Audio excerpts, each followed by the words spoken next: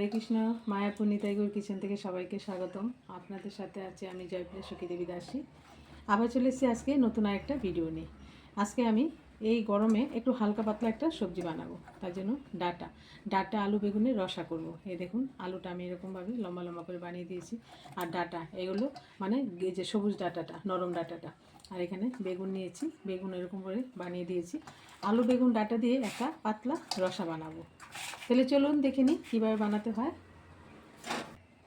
এখানে আমি একটা কড়াই বসিয়ে দিয়েছি, কড়াইয়ের মধ্যে আমি 2-3 চামচ তেল দিয়ে দিয়েছি।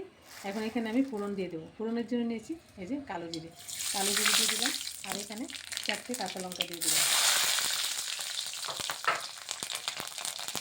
কাঁচা লঙ্কাটা আর কালো জিরেটা ভালোভাবে ভেজে নিচ্ছি।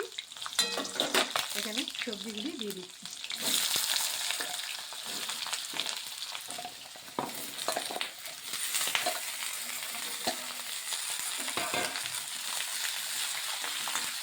আর এখানে দিয়ে দিচ্ছি স্বাদ মতো লবণ।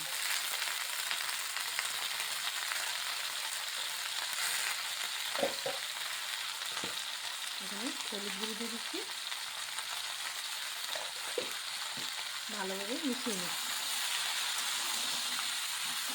হলুদ আর লবণ দিয়ে ভালো করে একটু মিশিয়ে একটু নাড়াচাড়া দিয়ে একটু অল্প আঁচে এটা ঢাকা দিয়ে দিতে হবে, যাতে করে ডাটা আলু বেগুন সব সিদ্ধ হয়ে যায়।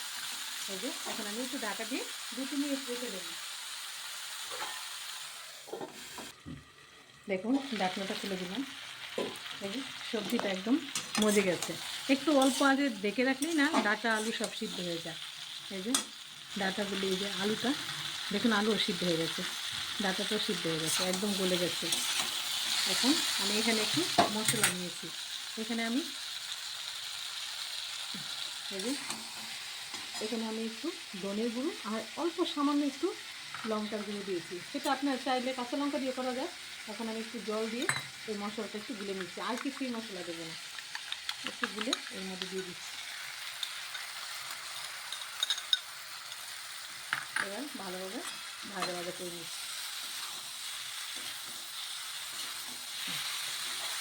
সবজি সিদ্ধ হয়ে গেছে। এখন যেহেতু মশলাটা আমি দিয়েছি একটু ধনের গুঁড়া আর একটু লঙ্কার গুঁড়া, এই জন্য এটাকে আমি একটু ভাজা ভাজা করে তার মতো একটু চিনি দিয়ে দিচ্ছি।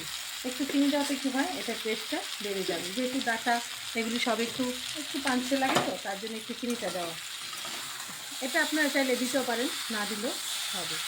এরকমভাবে এবার আমি যেহেতু চিনিটা দিয়েছি একটু ভাজা ভাজা করে নিচ্ছি। আর এই সবজিটা যতই সুন্দর ভাজা ভাজা হবে ততই টেস্ট হবে।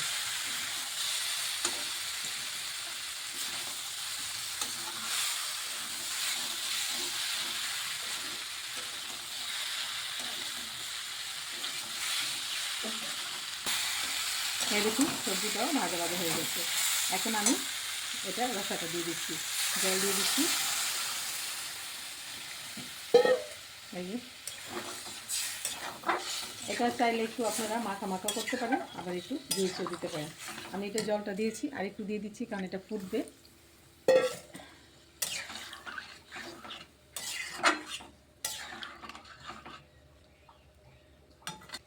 প্রথম আমি ডাটার মধ্যে একটু লবণ দিয়েছিলাম, এখন আরেকটু লবণ দেবো, যেহেতু আমি জুসটা দিয়েছি তার জন্য একটু স্বাদ মতো লবণ দিয়ে দিলাম। এখন একটু ফুটিয়ে নিলেই হয়ে যাবে এই সবজিটা। একটু ভালোভাবে একটু ফুটতে দিচ্ছি।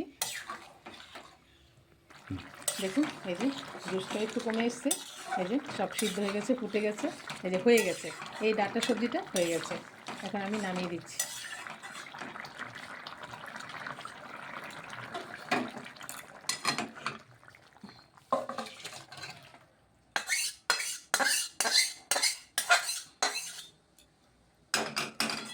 এরকমভাবে আপনারা এরকম আলু বেগুন ডাটা দিয়ে এরকম রসা করে ভগবানকে ভোগ লাগিয়ে প্রসাদ পেতে পারেন। আর খুব সুন্দর, এটা খেতে খুব ভালো লাগে। মানে কোনো আদা জিরে বাটা নেই, কোনো মানে টমেটো নেই, কোনো মশলা নেই, খুব ভালো।